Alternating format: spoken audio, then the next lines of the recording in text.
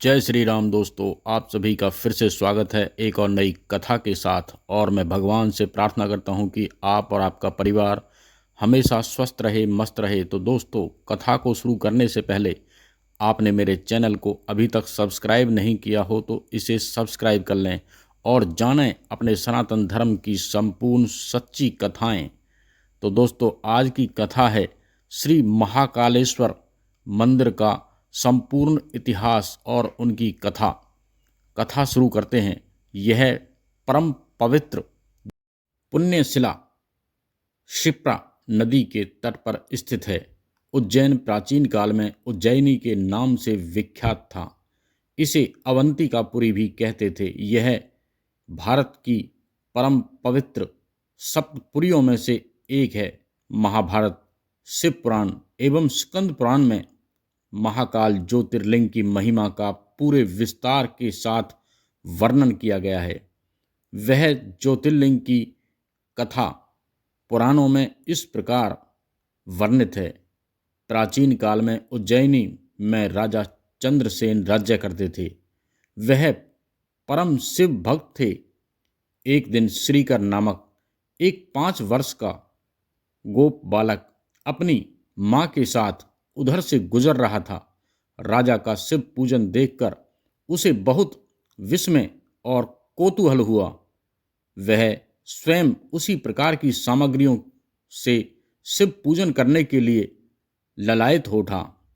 सामग्री का साधन न जुट पाने पर लौटते समय उसने रास्ते से एक पत्थर का टुकड़ा उठा लिया। घर आकर उसी पत्थर को शिव रूप में स्थापित कर पुष्प, चंदन आदि से परम श्रद्धापूर्वक उसकी पूजा करने लगा। माता भोजन करने के लिए बुलाने आई, किंतु वह पूजा छोड़कर उठने के लिए किसी भी प्रकार से तैयार नहीं हुआ।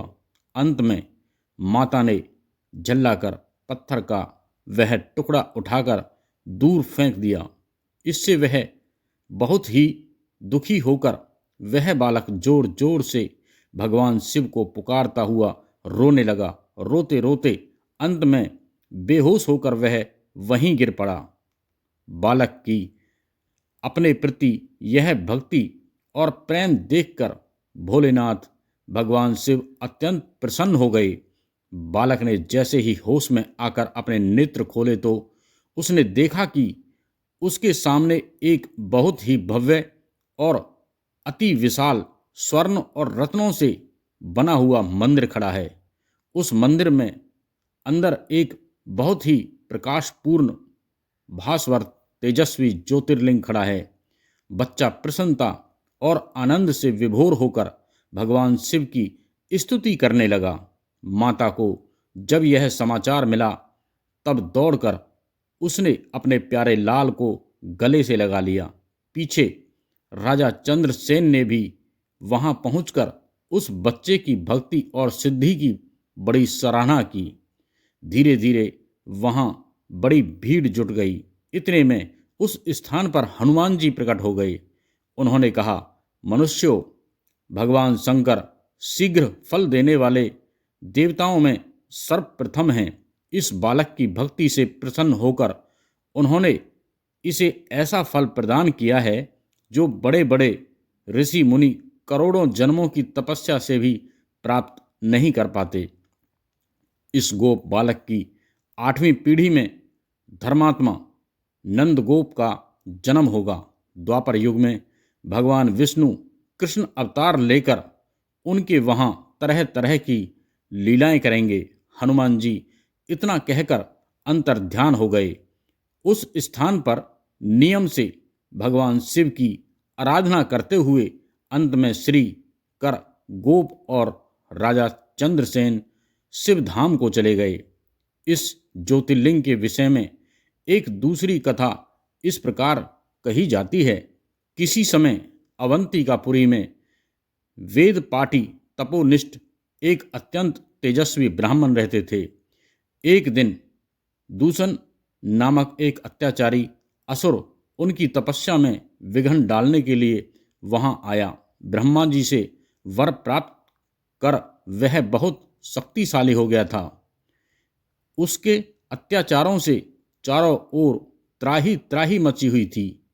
ब्राह्मण को कष्ट में पड़ा देखकर प्राणी मात्र का कल्याण करने वाले भगवान शंकर वहां प्रकट हो गए। उन्होंने एक हुंकार मात्र से उस दारुण अत्याचारी दानव को वहीं जलाकर भस्म कर दिया। भगवान वहां पहुंचकर हुंकार सहित प्रकट हुए, इसीलिए उनका नाम महाकाल पड़ गया।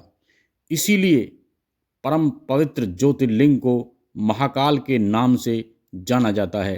तो दोस्तों, आपको ये कथा अच्छी लगी हो तो इसे हमारे सभी सनातनियों में ज़्यादा से ज़्यादा शेयर करें, लाइक करें, कमेंट्स में हर हर महादेव लिखें। और अब हम फिर मिलते हैं एक और नई कथा लेकर। जब तक के लिए जय श्री राम।